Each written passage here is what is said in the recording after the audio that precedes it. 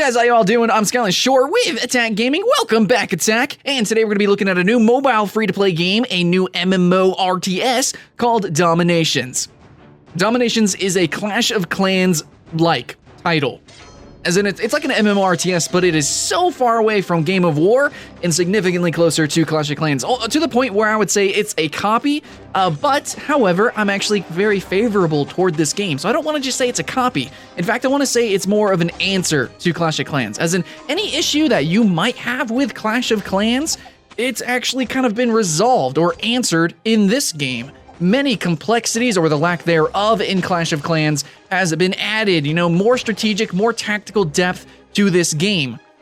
Alright, but before I go any deeper, just know that this is a first impression, and these kind of games take a long time to get into. I mean, that's kind of like the entire point of the game, is to just always have something to build upon, to always kind of manage your city and build upon it, add buildings, level those buildings up, go attack people. It's just like, it's a thing that you do, it's a daily game that you play every day. There's not really ever an end game. If you do get to the end game, it's normally like you're a very hardcore player. It takes a long time, or you have to, expedite your progress with money. But basically, it's the journey that matters.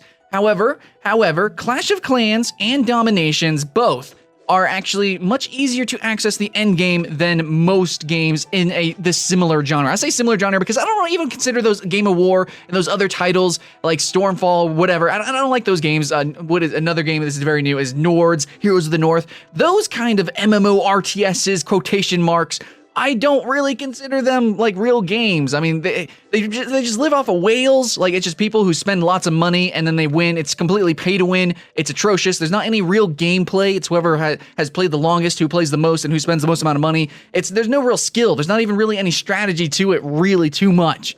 Barely. Anyways, rant over. DomiNations and Clash of Clans and Boom Beach, these are games that have like actual tactics, actual strategy. You actually like set up your bases, and how you set up your buildings, how you set up your little city determines how well you are able to defend against other people and how you actually attack other people. It's not like an instantaneous thing. It's not an RNG based sort of system. It's not like you can pay to win any of it. You actually have to send your units out and place them in certain locations, and then you have to lasso or rally them around. In this game, in DomiNations, you actually have a mechanic where you can tell them where to attack. So more than other games in this genre, you actually have like that true tactics and mechanics in the game where you can actually tell them where to go. It's pretty cool. Anyways, so that's one answer. In Clash of Clans, you can't do that. You can place units and you can't tell them where they go. You have to kind of guess where they're going to go. You have to actually learn the AI, which is, it's kind of like a mechanic in itself.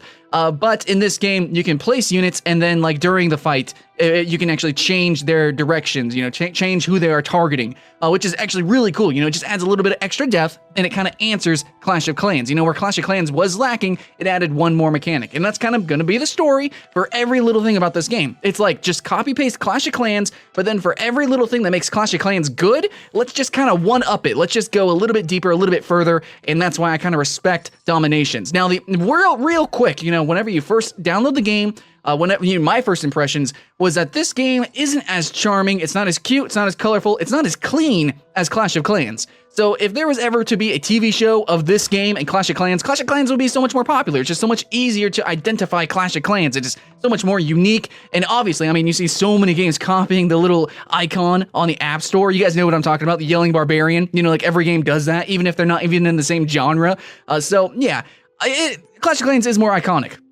But this game ain't so bad either. The art style's actually it's really kind of good. It's detailed, and it kind of can get messy, especially if you have a cell phone, a smaller screen. But if you're on a tablet, it's so good. The camera is very smooth as well. You can zoom in and out very easily, and it looks very smooth, like I just said. It just, all in all, it looks good, but it doesn't look as good as Clash of Clans. Now, if you don't like the super cartoon look of Clash of Clans, then you're going to really be at home in this game. Now, it's not incredibly hardcore. It's not like Game of War or anything where like straight up, almost like a painted realism.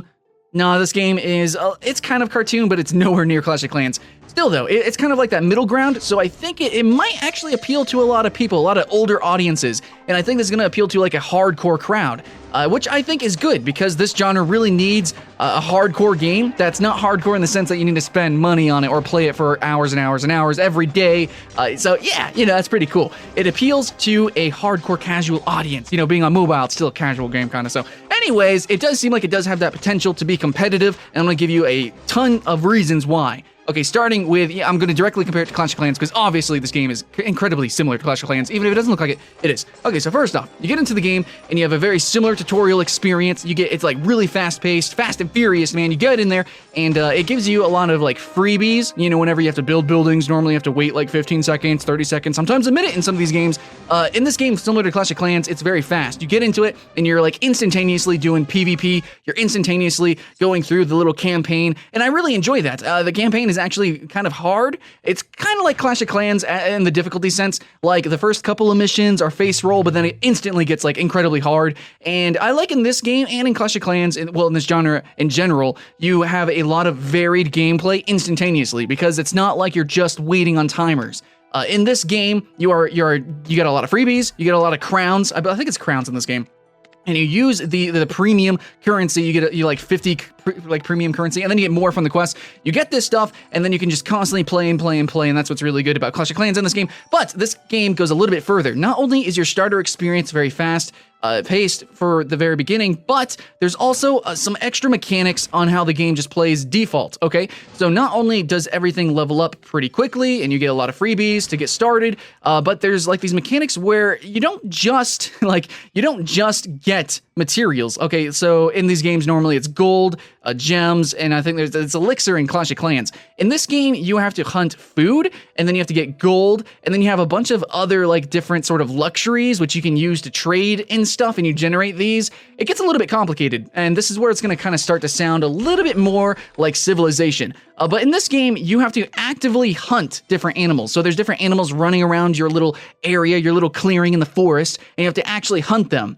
And instead of just having 2 builders, like in Clash of Clans, you actually have like a population. So I'm to a point where it's 6, and I think you get to 6 population very quickly, and you get more and more and more. And this population is used as like a way to gather resources. So it takes like 2 to hunt a deer, it takes 4 to hunt a boar, 6 to kill a bear. And then it takes like 6 to create a monument, it takes 4 to make a barracks, you know, stuff like that. It takes different numbers of populations to do different things. So even just building things, you are actively gathering the resources. You're not just clicking on the little gold or the elixir bottle. You have to actually go look and kind of find the boar or whatever. Even though it's not really anything like extra added to the game, it kind of just feels like it, you know, game feel wise. So yeah, even though like the boars, the bears, the deers, they're not static. I mean, they might as well be, I guess. I don't know. It just feels better, man, from a game feel perspective. That's a first impression, okay? It feels pretty cool to kind of go and search around for these boars and stuff, and you click on the boars and you tell them to hunt, and it's just kind of cool. You have like this sort of like mindset where you have to kind of like see when your population is going to be ready, available for you to utilize, and how many different kind of things you can do at any one time. You know, it's just like as a first impressions, like I just feel very active in just gathering the resources. And then we got to go a little bit further and then see what things that we can build. So it's like, okay, I need this amount of food, so I need to send these 2 people to hunt that food. And then at the same time, I need to build this resource. I need to build these barracks. And then whenever that's done, I'll be able to do this other thing. It just like, oh my God, it just feels like Civilization, right? Like every turn you try to maximize how much you can do. But in this game, it kind of feels like real time. Anyways, that's just starting out. It definitely, oh my God, it definitely, after your first hour of gameplay, it really does slow down and it doesn't feel as good. But the problem with this genre is that first impressions generally are very bad, very hard. I'm just saying you get into the game really fast. And even if you didn't have all these freebies, if you didn't have all this premium currency to help you expedite your leveling, your growing, it still would feel pretty good because like everything you do in this game is very active. Okay, now, how do you actually build your city? What do you do with this city?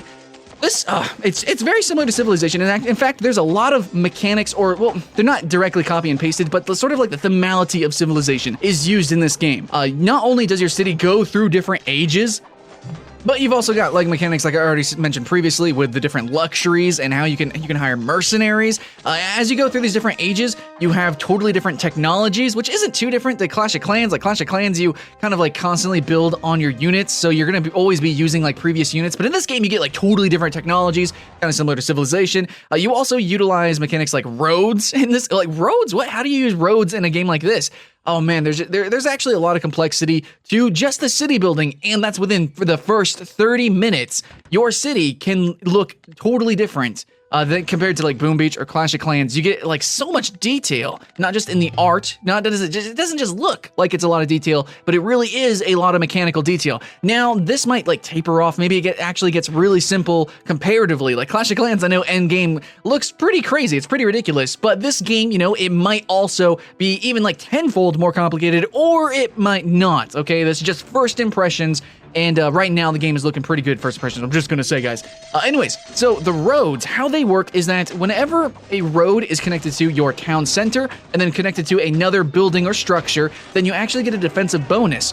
So how you orient and how you set up your city has that one extra step, that one extra level of detail because of the road system. It's real simple. Hey, let's add roads to the game, but it changes everything. It changes how you set up. It gives you more variety in like different kind of city layouts. Now in Clash of Clans, we've got a couple of cheesy layouts, and some people are, well, like really like low end. They're not very good at the game, so you know there's a lot of variety low level. But whenever you get end game, you start to see a very big pattern in different cities. In this game, I imagine that there's going to actually be a little bit more complexity. Hopefully. I don't know that, but with the road system, it does add complexity, at least low level. So, first impressions, super hype. It seems like I have so much variety. You know, I have so many ways to actually customize my city early on. Now, in Clash of Clans, I just kind of like sat with my one kind of like layout. But in this game, you actually do get 3 different layouts that you can utilize, and you also have a war plot. And if you don't know how that's utilized, basically whenever you join a guild, you have a war plot. And then this is sort of like your city, only just for guild battles.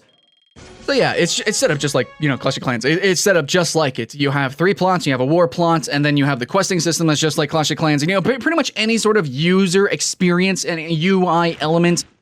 Yeah, it's pretty much copied from Clash of Clans. And, you know, like the basis for this game is Clash of Clans. Okay, but there's still more to it. Anyways, so you add on to your city, and then you also have like these different buildings that can transform different luxury or different kind of resources. Like you can turn gold into food, I think, or like you can get like different like metals, turn metals into food. Essentially, it kind of works like you're trading. You build markets, you build farms and stuff like that. And you have a lot of different resources. Clash of Clans just has like 2 resources, easy, not counting the premium resource. In this game, you have lots of different luxuries. Sometimes you have to get grapes, and then you have to use the grapes or the like titanium bars or whatever steel bars in order to hire mercenaries to add on to your army. And yeah, okay. So I didn't get to play a lot with some different kind of units in these games. It normally does take a long time to get different kind of units, and in this game, tragically, it's the same way. Now, your city has a lot of depth. You know, you have all these buildings. Like in the first 30 minutes, your city's looking like a city. It's not looking like a single hut with like 2 extra buildings off to the side and like a little field. No. It actually looks like a village, almost like a big city.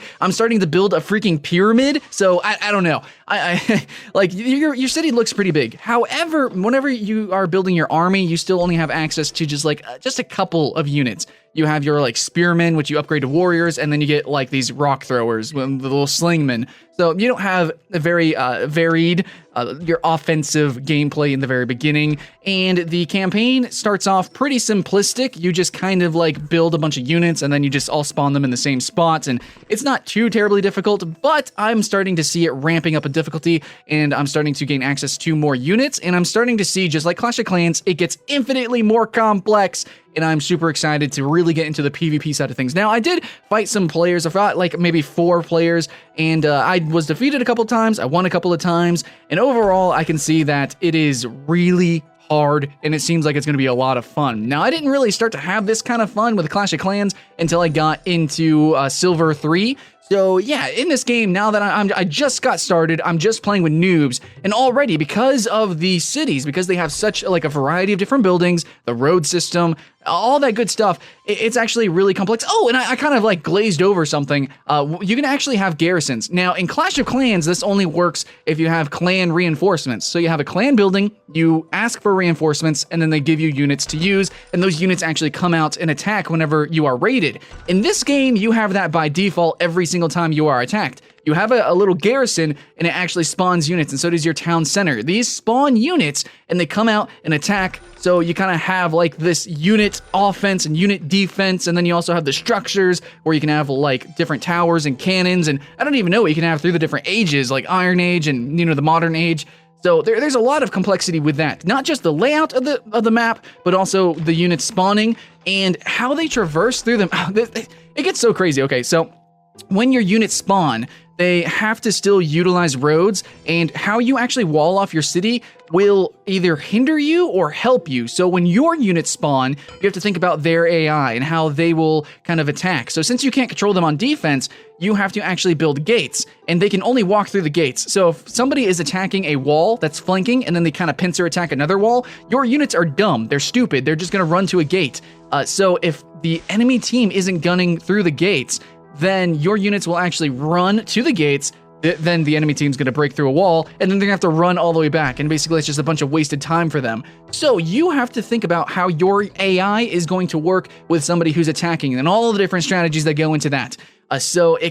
It's really, really complex. And to an extent, Clash of Clans is like that too, but normally you only think about that on offense. You have to think about the AI, the barbarians are going to run to like basically the nearest structure, and then from there, they're just going to kind of domino around. So you have to put them into, different positions depending on what you want to attack. And as a defender, you have to keep that in mind too. Different enemy AI. However, whenever you are building your city, you need to remember that the enemy can actually command the army, and you yourself, you can command the army. So just keep that in mind. And there's a pretty big cooldown on this. So when you use it is like it's got to be the perfect opportunity.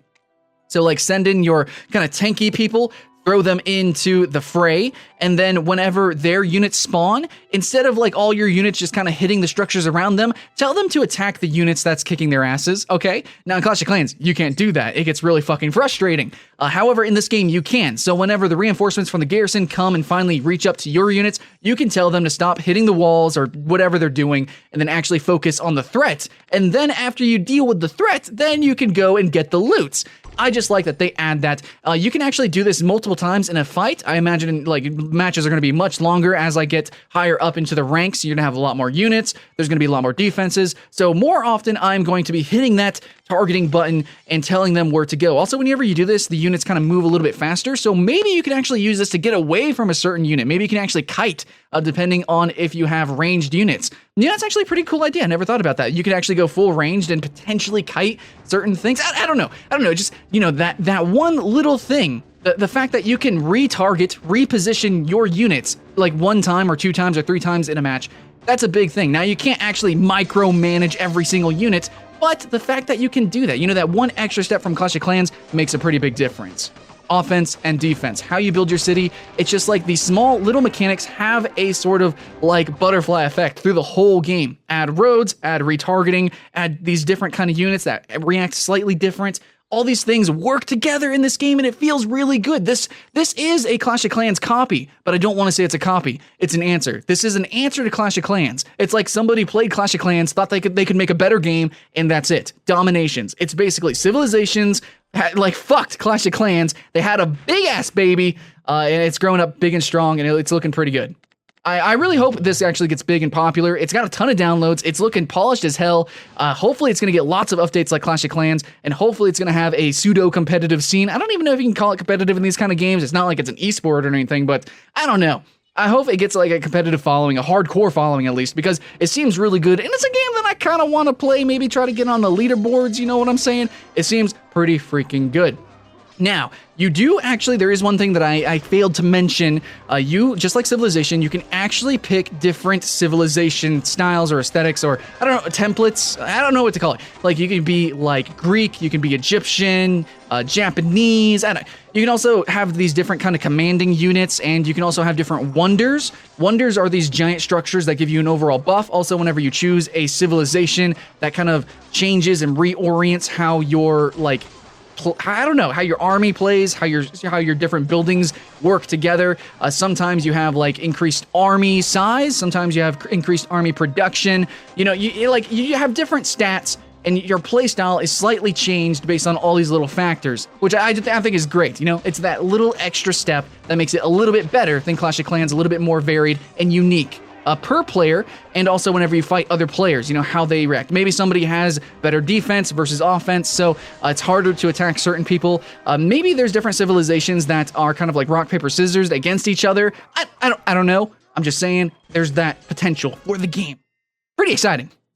Oh yeah, and the last thing, whenever, this is a big thing for a lot of people, like whenever they play Clash of Clans, this gets on their nerves. The last mechanic that I want to talk about is that whenever you send your units out to attack something, the surviving units actually come back to your city. Yeah, that's pretty good. I think that's a good deal.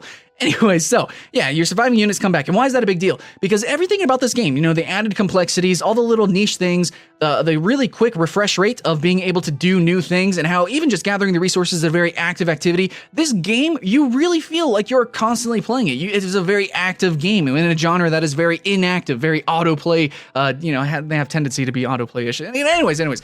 The game just feels like you have to play it. Like, I want to keep playing it. It's not just addicting. There's actually still stuff I can always do. There's always, like, even if there's nothing that I can mechanically do, because there is still wait timers. If you get to a point where there's just timers and you're just waiting on it, you can still always be planning and strategizing, changing around the layout of your city, planning out different attacks. There's a lot that you can still do that's not active, but the game is still incredibly active. There's just so much to do, so much to plan. I feel like, I don't know, when I did my first impressions, I played it for like an hour straight. That's pretty much what I did. And I had a lot of fun with it. It wasn't just waiting for an hour straight. It was me actively, constantly pressing, tapping on the screen, and it felt really good. It wasn't just mindless tapping either. It wasn't like a constant tutorial. Tutorial ended in like 5 seconds, and now it's boom, in PvP. Felt great. That's how the game should be. And yet, because of the different ages, I'm slowly being introduced to the more complex mechanics. I'm sure there's so much that I missed about this game, so many tiny nuances that are going to be explored soon as I level up. Just like I haven't even gotten to the Iron Age, which is when you choose your civilization, so I don't really know, I can't really talk about that. But pretty much everything about this game keeps you playing. From the fact that you always have units, basically, like you go attack somebody. If you're successful, you can go attack somebody else. You kind of just snowball. You keep playing, and until you finally fail. When you finally get wiped, when you finally don't dominate someone else, then you don't have any units left, then you have to wait. You get punished. And that feels good. The game overall just feels good. It's active. It's Civilization meets Clash of Clans, and it's a perfect merger of the two. And I think the mobile platform is a great platform for this style of game, and it also looks pretty good. Okay, I'm going to admit, though, it doesn't have the charm of Clash of Clans, but mechanically, I think, in my opinion, my humble opinion, it's just completely superior. Okay. Thanks for watching, guys. I'm Skyline Shore with Attack Gaming. Please like and subscribe to stay notified of all these cool multiplayer games, sometimes mobile, sometimes PC, whatever. We look at them, good or bad. Otherwise, this game is one of the good ones. Please check it out. Thanks for watching again, and I'll see you again next time. Welcome back, Attack. Today we're going to be talking about the top 10 free-to-play MMOs for this year, for 2015, and I think across all the genres for free-to-plays, we've seen so much innovation in MOBAs, in MMOs, in card games. We've seen so many new things this past year, and hopefully, maybe, probably so, 2015 is going to be just as exciting. This is our